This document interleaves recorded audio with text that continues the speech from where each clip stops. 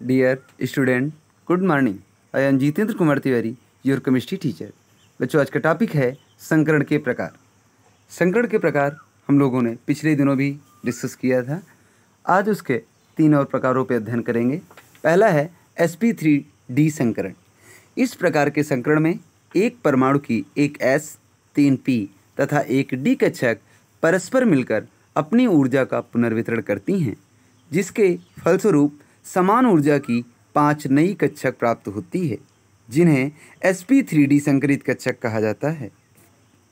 कहने का मतलब क्या हुआ कि sp3d संकरण में एक परमाणु की एक s कक्षक, 3 p कक्षक और एक d कक्षक आपस में मिलकर अपनी ऊर्जा का पुनर्वितरण कर लेती हैं, जिसके फलस्वरूप जो समान ऊर्जा की 5 नई कक्षक प्राप्त होती है, उन्हें sp3d संकरित कक्षक कहा जाता है।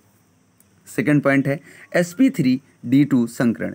इस प्रकार के संकरण में एक परमाणु की एक s, 3 p तथा 2 d कक्षकें परस्पर मिलकर अपनी ऊर्जाओं का पुनर्वितरण करती हैं। इसके फलस्वरूप समान ऊर्जा की 6 कक्षकें प्राप्त होती हैं, जिन्हें sp3d2 संकरित कक्षकें कहा जाता है।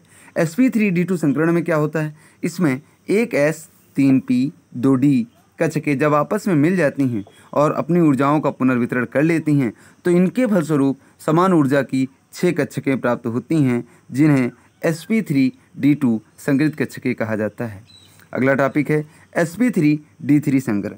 इस प्रकार के संकरण में एक परमाणु की एक s, 3 p तथा 3 d कक्षकें परस्पर मिलकर अपनी ऊर्जाओं का पुनर्वितरण करती हैं, जिसके फलस्वरूप समान ऊर्जा की 7 संकरित कक्षकें प्राप्त होती हैं, जिन्हें sp3d3 संकरित कक्षकें कहा जाता है।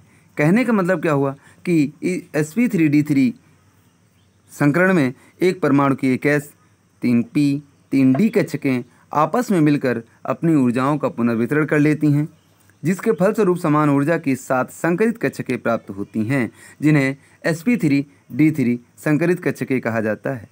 अगला टॉपिक है अनुनाद। अनुनाद एक प्रकार का इलेक्ट्रॉनों का विस्थापन है, जिसके फलस्वरूप एक ही यौगिक की कई एक समान संरचनाएं इस प्रकार प्राप्त होती हैं कि इनमें से किसी एक संरचना से यौगिक के सभी गुणों की व्याख्या नहीं की जा सकती है, लेकिन सभी संरचनाओं की सहायता से यौगिक के सभी गुणों की व्याख्या की जा सकती है। अनुनाद कहलाता है। आपका डायग्राम दिया गया है।